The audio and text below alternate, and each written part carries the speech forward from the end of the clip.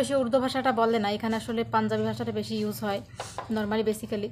তো তারপরেও আমি চালিয়ে নিতে পারি মোটামুটি, যতটুকু আমার দরকার, যতটুকু আমার লাগে ততটুকু আমি পারি। তোমার দেখে বলা রিজা কি নিয়েছো? কি তো 4টা বছর পাকিস্তানে থেকে বাংলাদেশি থেকে পাকিস্তানে মানে কথা বলছি এতগুলো দিন একটা মানুষের সাথে। তো মনে হয় যে ফ্রেন্ড সার্কেলে তো ওরকমভাবে নাই। দিনে 24 ঘন্টার মধ্যে তো বলতে গেলে ঘুমটুম বাদ দিয়ে 16 ঘন্টা তো কথা হতে। হ্যালো বন্ধুরা, আসসালামু আলাইকুম, সবাই কেমন আছো? তো আজকাল এই কমেন্টে অনেক আসে যে আপু তুমি অনেক উর্দু ভাষা শিখে গেছো। তো অনেকে লিখছে যে একটা কমেন্ট আসছে, কমেন্টে লিখছে আপু তুমি তো অনেক হিন্দি ভাষা শিখে গেছো। আসলে এটা হিন্দি না, এটা উর্দু, যাই হোক। তো কমেন্টটা তোমরা করেছো, ভালো লাগছে যে আমি এত ভালো উর্দু কীভাবে বলতে পারি, এত ভালো উর্দু ভাষা আমার কিভাবে আসে। তো এটা হচ্ছে কথা। এত ভালো কি খারাপ সেটা জানি, আসলে কি জানেন, যতটুকু আমার দরকার আমার শ্বশুরবাড়ির সবার সাথে, আমার হাজব্যান্ডের সাথে যতটুকু কথা বলার দরকার ততটুকু আমি বলতে পারি। ততটুকু আমার বলতে পারলে মনে হয় দ্যাটস আমার জন্য এনাফ। তো পাকিস্তানে যেহেতু বিয়ে হয়েছে, পাকিস্তানে আসলে ব্যাপার হয়েছে যে আমি আগে পরে অত বেশি উর্দু ভাষা ওরমভাবে পারতাম না। আমার রিলেশনশিপ ছিল 4 বছরের। তো তার আগে তো আমি অত বেশি উর্দু পারতাম না, খুব বেশি উর্দু আমার আসতো না। আর মাঝে মাঝে আমি হিন্দি গান টান এগুলো মাঝে মাঝে দেখতাম, বাট হিন্দি সিরিয়াল কখনো আমার দেখা হয়নি। আমি আমার লাইফে কখনো কোনো হিন্দি সিরিয়াল আমি দেখিনি ওভাবে, কারণ ওভাবে ফোকাস দেওয়া হয়নি ওগুলোর দিকে। তো তারপর হচ্ছে যে ওর সাথে আমার রিলেশন হয়, রিলেশনটা 4টা বছরের ছিল। আপনারা ভেবে দেখেন, 4টা বছর পাকিস্তানের সাথে আমার রিলেশন ছিল মোবাইলে। তো মোবাইলে খাওয়া দাওয়া 24 ঘন্টা কন্টিনিউ বলতে গেলে মোবাইলের মধ্যেই আমাদের সব কিছু ছিল, একটা সংসার বলতে গেলে মোবাইলের মধ্যে ছিল। তো সেক্ষেত্রে দেখা যায় যে মোবাইলের মধ্যে এত ভালো একটা রিলেশন, এতগুলো দিন কথা বলছে 4টা বছর। তো 4টা বছর পাকিস্তানে থেকে বাংলাদেশি থেকে পাকিস্তানে মানে কথা বলছি এতগুলো দিন একটা মানুষের সাথে। তো মনে হয় যে ফ্রেন্ড সার্কেলে তো ওরকমভাবে নাই।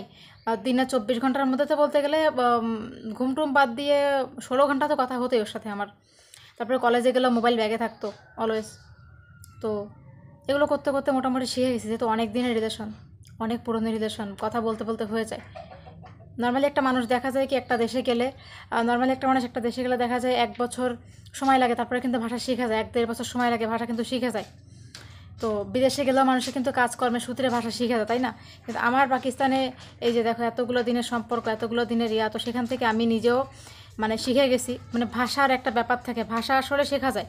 মানুষ দেখো তুর্কি যায়, সৌদি আরব যায়, গিয়ে কিন্তু 1 বছরের মধ্যে ভাষা শিখে ফেলে। তো আমিও পাকিস্তানে মোটামুটি 4 বছরের কাছাকাছি, তারপর হচ্ছে এখানে আসা। তো সব মিলে এখন এখানে স্টে করতেছি, এদের সাথে আসি। তো ভাষাটা তো এখন শেখা স্বাভাবিক, সবার ভাষাটা শেখা স্বাভাবিক, তো এই জন্য পারি। আর এখানে আসলে অত বেশি উর্দু ভাষাটা বলে না, এখানে আসলে পাঞ্জাবি ভাষাটা বেশি ইউজ হয় নর্মালি বেসিক্যালি। তো তারপরেও আমি চালিয়ে নিতে পারি মোটামুটি, যতটুকু আমার দরকার, যতটুকু আমার লাগে ততটুকু আমি পারি। তোমার দেখে বলা রিজা কি নিয়েছো? কি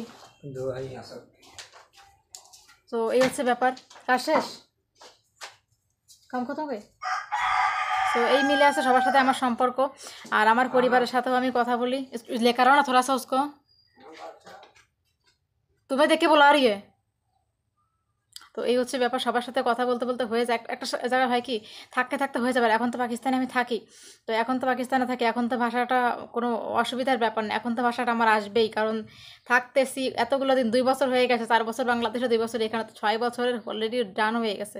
তারপরে এখানে এখন থাকতে হবে পাকিস্তানে, আরও তো সারা জীবন পড়ে আছে। যতটুকু সময় যায় আস্তে আস্তে শিখে যাব। বাট আমার কথা কি, ভালো আর মন্দের কথা না। আমি যদি এদের সাথে চলতে পারি মিলেমিশে, আমি যদি আমার ভাষাটা তাদেরকে বোঝাতে পারি, এতটুকুই এনাফ। আমাকে আসলে উর্দু ভাষায় গ্রাজুয়েশন কমপ্লিট করতে হবে বা উর্দু ভাষায় আমাকে ডিগ্রি নিতে হবে, এমন কোনো ব্যাপার না। আমি পাকিস্তানে বিয়ে হয়েছে, আজকে না হোক 4 বছর পরে আরও বেশি ক্লিয়ার শিখে যাব। এখন যতটুকু পারতেছি তাদের সাথে সংসার তো করতে পারতেছি না, সংসার করতে পারাটাই তো মেন। তারপরে তো অন্য কথা যে আমি এখন কিভাবে আসি, আমি ভালো কথা বলতে পারতেছি কিনা, এটাই হচ্ছে মেন। তারপরেরটা পরে, আমি পরে কিভাবে কথা বলবো, পরে কেমন আসবে, তো আস্তে আস্তে আশা করি আরও বেশি শিখে যাবো, যেহেতু নতুন নতুন এখন এসেছি।